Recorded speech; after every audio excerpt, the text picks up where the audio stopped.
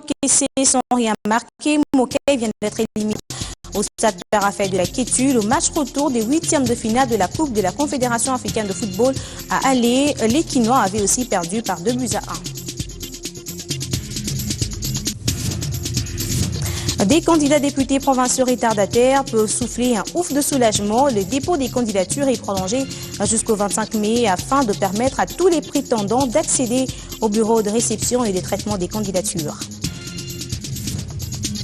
Les travailleurs étaient en fait aujourd'hui sur toute la planète et en RDC, on se retrouvait sur la place du Cinquantenaire à Kinshasa où des syndicalistes ont fait des déclarations autour de l'amélioration de leurs conditions de vie.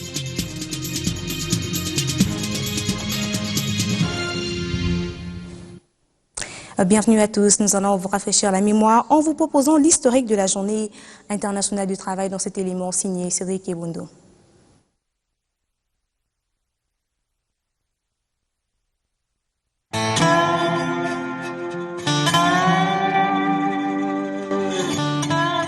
Tout est parti d'un congrès organisé par les syndicats américains en 1884 aux États-Unis d'Amérique.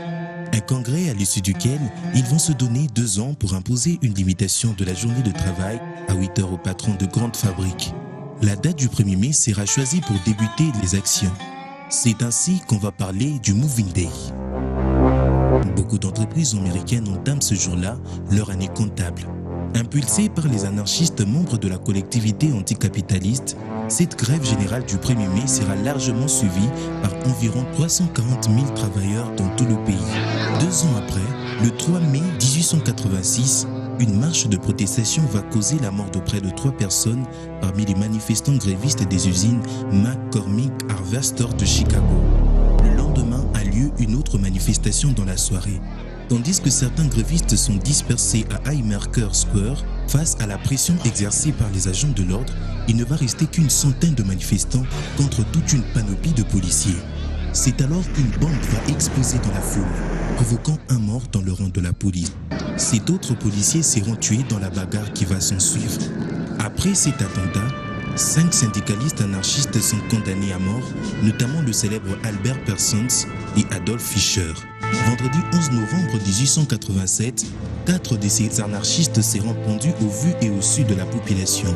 Et depuis sera instauré le Black Friday. En 1893, le gouverneur progressiste de l'Illinois signe les pardons des syndicalistes encore détenus en raison de la fragilité de l'enquête et du processus judiciaire. Plusieurs événements vont se produire à travers le monde. Les martyrs de Chicago vont faire du 1er mai un symbole de la lutte de classe et de l'identité du monde des ouvriers. Et c'est là par le Congrès socialiste international de Paris.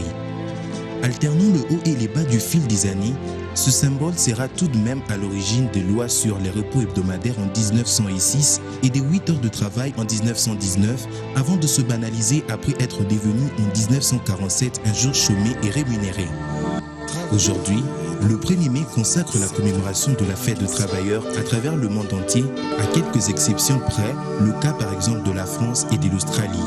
Occasion pour les pays de cogiter sur des stratégies à mettre en place pour l'amélioration de conditions de travailleurs tant du secteur formel qu'informel. Bonne fête de travail à tous et à chacun. C'est par ton travail que Dieu va te bénir. Je le disais, célébration aujourd'hui de la Journée internationale du travail sous les thèmes « Construire l'avenir avec un travail décent », une journée qui vise l'amélioration des conditions de vie des employés. Et pour appuyer les dires de leur président, quelques syndicalistes s'expriment dans cet élément signé Fifi Lukusa.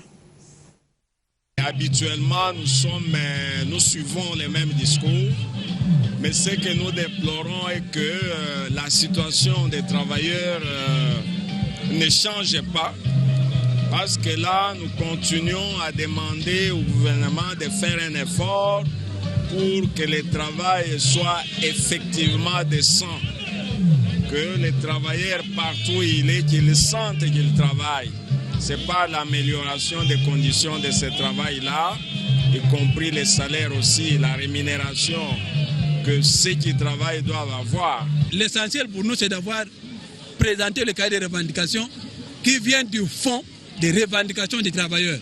Ça pour nous c'est acquis. Comme il est promis que nous puissions avoir une constitution du travail au 3e trimestre, on va se retrouver pour aborder toutes ces questions-là. Nous, en syndicaliste, ce qu'on fait, quand je n'ai pas encore obtenu une solution pour mon problème, je reviendrai toujours jusqu'au moment où j'aurai une solution. Le syndicat de l'administration publique est en pourparlers avec les gouvernements à la commission paritaire. C'est dans ce contexte-là que nous avons dit que non, comme il n'y a pas encore eu de réalisations, de résolutions, ils ne pouvaient pas trop parler de l'administration publique. Parce que nous, à ce qui concerne la commission paritaire en général, nous sommes en train de travailler, de faire un travail vraiment très fiable, qui sera peut-être très bien apprécié par tous les fonctionnaires de l'État. En justice, des amnisties ont été libérées hier à Kinshasa. Il s'agit de la 7e vague. Les chevaliers de la plume ont été conviés à la cérémonie. À la prison militaire de Ndolo, 60 personnes amnistiées ont été libérées. Parmi eux, des civils et des militaires content de recouvrer la liberté. Il est vrai que j'étais reproché d'avoir participé à un mouvement insurrectionnel. On me citait des noms. Des fois, quand j'étais devant les auxiliaires de la justice, parce que jusque-là, j'étais prévenu, je n'étais pas condamné. Et on me parlait que je suis du Conseil supérieur pour la paix, au sud Kivu à Bukavu. Mais enfin, j'ai été amnistié dans ce contexte-là. Après 4 années passées derrière les barreaux, cet ancien officier des FRPI pense maintenant au développement de sa province et de la RDC en général. L'heure a sonné, nous devons servir notre nation. Ça ne sert à rien en ce que nous puissions continuer à extorquer, à maltraiter nos propres frères et sœurs qui sont là, faisant les travaux chapitres, les peu de bénéfices qu'ils obtiennent, qu'on vient les rafler. Nous devons servir notre nation. Si vous avez des revendications, ne recourez pas aux armes. L'Ituri, l'ancien district qui deviendra une nouvelle province que nous voudrons bel et bien bâtir, plein de richesses, plein de potentialités, cela nous permettra ce que nous allons de l'avant. À la prison centrale de Makala, 23 personnes ont été libérées. Même processus, appel nominal par le colonel Christophe Mputu, avocat général des FRDC. Pour les ex-militaires, il faut choisir entre la vie militaire et civile. Quant aux civils, l'heure est au comeback à la maison. Au chapitre électoral, sachez que le rapporteur adjoint de la CENI était ce matin au centre Kadisek pour se rendre compte du déroulement de correction des tests passés par les candidats qui veulent travailler au sein de la CENI. Je vous propose de suivre les rapporteurs adjoints de cette institution. La Commission électorale nationale indépendante l'a plénièrement mandatée pour venir me rendre compte du déroulement du processus de recrutement, de l'après-test psychotechnique et professionnel. Comme vous pouvez le constater, maintenant, le Kadisek est occupé à procéder à la correction des tests. Vous avez vu qu'ils sont en train de corriger et tous ces correcteurs, après avoir corrigé, ils doivent aller encoder les résultats de chaque candidat par rapport à chaque cahier de tests. Et c'est un logiciel très professionnel qui peut donner des résultats soit par province, soit par sexe, soit encore par âge ou par côte. Donc c'est un concours, donc ils vont donner ça en ordre utile. Et c'est pour vous dire que c'est un travail qu'il fait avec beaucoup de professionnalisme, beaucoup d'expertise, beaucoup de qualité. Et nous sommes contents d'avoir choisi les Kadisek pour ce genre de travail. Certains responsables ou mandataires de Kadisek n'ont pas eu les avions à temps. C'est pour cela que nous avons publié un nouveau calendrier. Et donc la publication de la liste pour les interviews aura lieu dimanche prochain. C'est le 9, c'est samedi 9. Et ensuite, ça sera les tests, ça sera l'interview et la publication des résultats définitifs. L'actualité, c'est aussi la tombée du rideau à la semaine de l'eau de la SADC. Des pertinentes résolutions sont sorties de ces assises axées sur la compréhension de la nécessité de la mise en commun des efforts pour la gestion et le développement de ressources en eau. Cette semaine de l'eau de la SADC a eu pour thème de la vision à l'action. Un thème observé par les experts et les participants satisfaits des résolutions assorties des échanges. Nous avons constaté que la plupart des points proposés par la SADC sont pertinents pour la République démocratique du Congo, étant donné qu'il n'y a pas assez de recherches dans le domaine de notre pays. Et tous nous savons que la République démocratique du Congo regorge beaucoup de ressources en eau. Et demain, comme on l'a dit tout au long de ces forums, demain la guerre sera la guerre de l'eau. Et tout le monde doit être avisé par rapport aux ressources en eau. Et ce que la SADC fait pour moi personnellement est satisfaisant. Une semaine de l'eau organisée par le secrétariat permanent de la SADC et qui avait comme objectif de créer une plateforme d'interaction entre acteurs des États membres sur les questions stratégiques de gestion des ressources en eau et de collecte de contributions permanentes devant alimenter les 4 plans d'action stratégiques régionales en élaboration.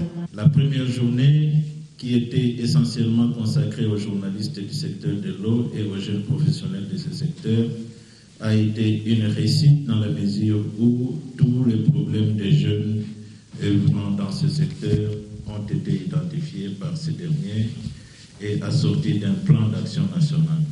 Son contenu sera intégré dans le plan d'action stratégique régional en cours d'élaboration. En outre, les 2 dernières journées ont permis d'échanger et de collecter les idées qui expriment les préoccupations congolaises dans le secteur de l'eau. Nous souhaitons que ces préoccupations traduites en plan d'action et feront partie intégrante du 4e plan d'action stratégique régional. La semaine de l'eau de la SADC de Kinshasa terminée et la prochaine étape.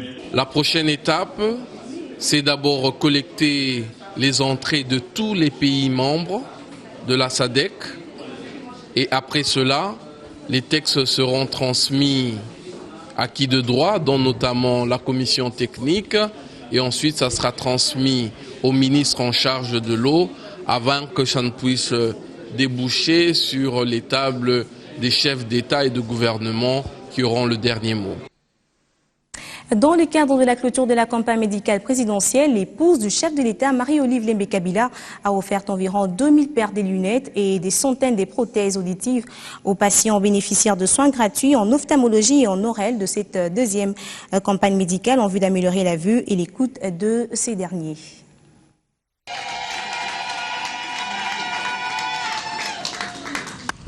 Il y a plus de plaisir à donner qu'à recevoir, dit-on.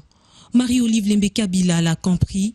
Elle a offert 2000 paires de lunettes et une centaine de prothèses auditives en vue d'améliorer la vue et l'écoute des patients bénéficiant des soins gratuits en ophtalmologie et en oreille. Avec joie, Marie-Olive Lembe Kabila a symboliquement procédé à la remise des lunettes et prothèses auditives aux bénéficiaires de la 2e campagne médicale présidentielle. C'est un désespoir pour d'autres Congolais de ne jamais recevoir des soins gratuits, mais elle vient de le faire. C'est aussi un exemple pour nous jeunes d'aujourd'hui. Je croyais que c'était de la blague qu'on faisait ou quoi, mais je tiens vraiment à remercier notre première dame pour ces dons qu'elle a pu faire pour nous. À quelques encablures de l'hôpital général Djedon Sendwe, précisément au camp Vango, c'est une mobilisation tous azimuts des épouses, des militaires et policiers, ainsi que des veuves qui se sont entretenues avec la première dame de la République démocratique du Congo. Elles sont plus de 5000 veuves, des policiers et des militaires pour toute la province du Katanga. À en croire la présidente de cette association qui a d'abord remercié l'épouse du chef de l'État pour sa disponibilité. Ces femmes font face à beaucoup de difficultés liées notamment à la scolarisation de leurs enfants et à l'amélioration de leurs conditions sociales. Des doléances qui n'ont pas laissé indifférente la première dame de la République démocratique du Congo. Dans sa générosité légendaire, elle a offert un titre des propriétés de 20 hectares, un tracteur ainsi que 5000 coques à l'association en vue d'une auto-prise en charge qui passe également par le planning familial, a martelé l'épouse du commandant suprême des forces armées de la République démocratique du Congo. Il faut s'occuper d'un moine à Liboso. Oyo qui se trouve chéri na yo mobali na yami balé, il faut autant la responsabilité na yo nakati soki pe oza na musala moka ko se débrouiller à gauche à droite et puis on a la éducation et vous allez mataka mingi Il faut dire que même les restaurants tenus par les épouses et les veuves des militaires et policiers visités par la première dame de la République démocratique du Congo va également être modernisé. Dans le domaine environnemental, une grande réunion annuelle se tient chaque année à Paris pour évaluer les avancées dans la lutte contre le changement climatique. Pour cette 21e réunion, il s'est tenu des échanges entre un émissaire de la Banque mondiale et les médias qui traitent de cette question. La plus grande réunion annuelle des Nations Unies sur le changement climatique se prépare comme chaque année à Paris. Pour cette 21e réunion, la RDC, absente depuis maintenant 5 ans, sera de la partie, d'où cette mise au point en rapport avec le préparatif entre le représentant de la Banque mondiale et la presse. Les nations auront le choix de définir un régime, une série de règlements qui seraient applicables à partir de 2020. Donc on parle d'un régime climatique planétaire qui pourrait réglementer un peu tout ce que les pays entreprennent, les mécanismes économiques, les compensations, les aides en termes de changement climatique à partir de 2020. Et c'est une sorte de successeur un peu tardif du protocole de Kyoto. Le protocole de Kyoto. Pour le représentant de la Banque mondiale, les médias ont un grand rôle à jouer lors de ces assises. Cette conférence de Paris a l'ambition de mettre en place un nouveau régime international où pour la première fois, non seulement les pays riches, dits industrialisés, s'engagent à limiter leurs émissions de gaz à effet de serre, mais potentiellement aussi les pays en développement, y compris les pays les moins avancés, dont fait partie la RDC, offrent une contribution volontaire à un futur effort global d'atténuation des changements climatiques. D'après l'émissaire, il serait intéressant pour la RDC 5 ans après de dresser un bilan de ce qui a été fait dans le domaine de la RED+, où on note des avancées significatives. Autre lutte à mener est celle contre la corruption et les blanchiments d'argent à RDC. Le conseiller spécial du chef de l'État en la matière a éclairé les professionnels des médias sur son rôle à jouer dans ce secteur et a invité l'ensemble de la population congolaise à l'accompagner tout en dénonçant ces abus à travers une adresse email qui est déjà disponible. Il s'agit du premier tête-à-tête entre Luzolo Bambilesa et les Chevaliers de la Plume depuis sa nomination au poste de conseiller spécial du chef de l'État en matière de bonne gouvernance, lutte contre la corruption et blanchiment d'argent. Luzolo Bambi a éclairé la presse sur les rôles qu'il devra jouer aux côtés du président de la République. Une façon pour lui de dissiper tout malentendu avec des services connexes de ce secteur. Il est du devoir de l'État de savoir qui fait quoi. L'État, à travers lui, la population, ne peut pas être surpris par des richesses arrogantes. Il ne faut pas que ce type d'avoir devienne une arrogance. C'est cela le sens de la lutte contre le blanchiment des capitaux et pour lequel, je crois, la cellule de renseignement financier et d'autres organes ont été mis en place par le chef de l'État. Occasion également pour le conseiller du chef de l'État de dénoncer les maux qui rongent la société congolaise et d'inviter la population au changement de mentalité. Si nous laissons le phénomène de la corruption se poursuivre, ça risque d'être très dangereux et pernicieux pour l'avenir de notre pays. Donc l'enjeu est vital. Nous ne pouvons réaliser davantage le bien-être de la population congolaise qu'à travers un changement décisif de nos mentalités dans tous les secteurs que j'ai épinglés de la bonne gouvernance. L'adresse email jedénonce@gmail.com est désormais disponible pour recevoir des dénonciations contre les abus auprès des Congolais. Toutefois, il reste convaincu quant aux résultats positifs à atteindre dans son secteur. Lorsque l'on dénonce Tout à fait autre chose, le programme Harvest Plus, nous sommes là dans le secteur agricole, plaide pour la consommation et la promotion des variétés biofortifiées, riches en vitamines et en minéraux pour le bon fonctionnement de l'organisme humain. Ce plaidoyer a été fait lors des échanges entre le directeur d'Harvest Plus Monde et les partenaires du domaine agricole congolais. Le directeur d'Harvest Plus Monde sensibilise et incite le partenaire du secteur agricole congolais à la promotion et à la consommation des produits biofortifiés. Nous sommes venus ici en RDC pour faire la mise à échelle des cultures biofortifiées. Nous avons les haricots biofortifiés, nous avons le manioc biofortifié que nous voulons bien mettre à la disposition des fermiers en RDC. Bruce Howarth a fait allusion entre autres au maïs jaune, aux haricots, au manioc et à la patate douce.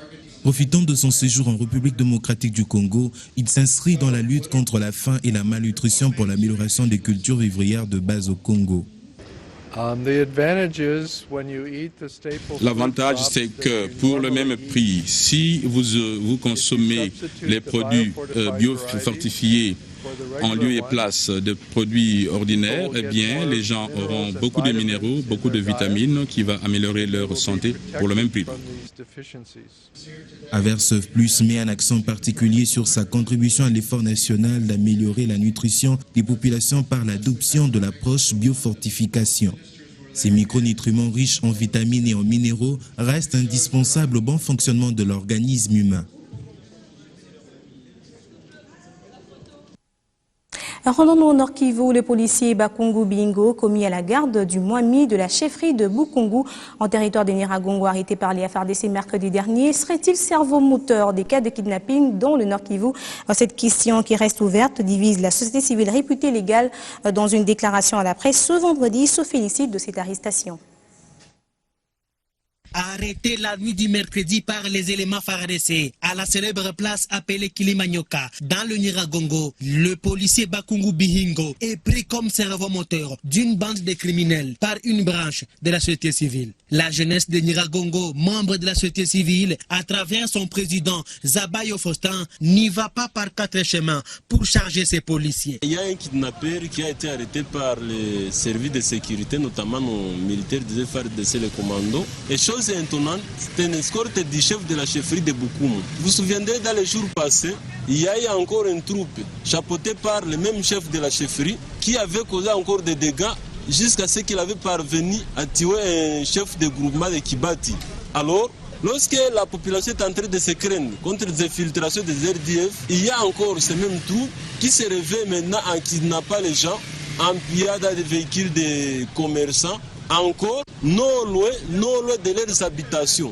Dans le camp du Mwami Boutiti Bigirwa, l'on conteste catégoriquement ces allégations. Balume Mourega Fiston est président d'une autre aile de la société civile, réputée proche du Mwami Boutiti. Vous savez, les policiers, c'est pour l'État. Et si le policier est attaché à une autorité locale, donc comprenez avec moi qu'il a un mandat, il doit être en relève et après il doit rentrer chez lui. Et le fait de dire que l'autorité est à la base de ces braquage, ça, en tout cas, génie avec force de taille. Vous savez, la jeunesse, ce qu'il a dit, en tout cas, génie comme la société civile. Jusqu'à présent, difficile de savoir comment ces policiers ont été arrêtés, car certains parlent d'une arrestation en pleine opération de braquage et d'autres parlent d'une arrestation effectuée à son domicile. En sport, le Football Club Moké de Kinshasa est le premier club congolais à être écarté de la Coupe de la Confédération africaine par Warriors du Nigeria, battu 1-2 au Nigeria au match aller de la 8e de finale de ce championnat. Et puis on va se faire avec cette note musicale. On va vivre ce qu'a été ensemble le concert de la chorale Monseigneur Luc Gillon, livré hier à la soirée à la de la Gombe, un spectacle tout feu, tout flamme avec une diversité des musiques, dont ce reportage signé Gabriel Mikoubou. C'est une expérience de plus de 20 ans qui a été démontrée lors de ce spectacle, avec un répertoire d'œuvres classiques et d'autres variétés.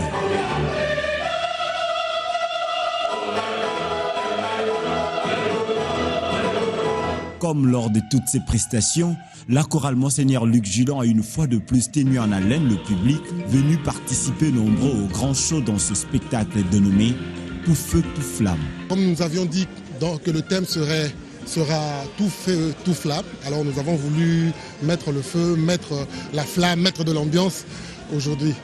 Alors vous avez vu que le répertoire était un peu différent, on a un peu essayé de faire du tout, mais toujours dans un esprit de chaleur, dans un esprit de vivacité, de gaieté, de bonne humeur. C'était ça l'esprit du concert de ce soir. C'était extraordinaire, j'avoue que j'ai été bluffée. Je ne m'attendais pas à une telle prestation, à une telle qualité de voix, de son et de coordination. Bravo pour le groupe. Je découvre des choses à Kinshasa. C'est vraiment merveilleux, c'est vraiment fantastique. Surtout pour moi, c'est la première fois que j'assiste à un concert de la chorale Luc Gillon. Et je suis vraiment surpris de cette qualité, de haute qualité. C'est une haute performance. C'était très bien, formidable. J'ai toujours admiré la chorale Luc Gillon. La raison pour laquelle je ne pouvais pas manquer ce soir à son rendez-vous. Tout spectacle a un message, rendre gloire à Dieu, le créateur de tout ce qui existe. C'est ce qu'on pouvait déchiffrer dans tout le contenu du spectacle. Un spectacle à la hauteur des attentes du public qui a eu le privilège de vivre de moments profondément sensationnels et inoubliables avec l'une des chorales la plus précieuse que connaît la ville de Kinshasa.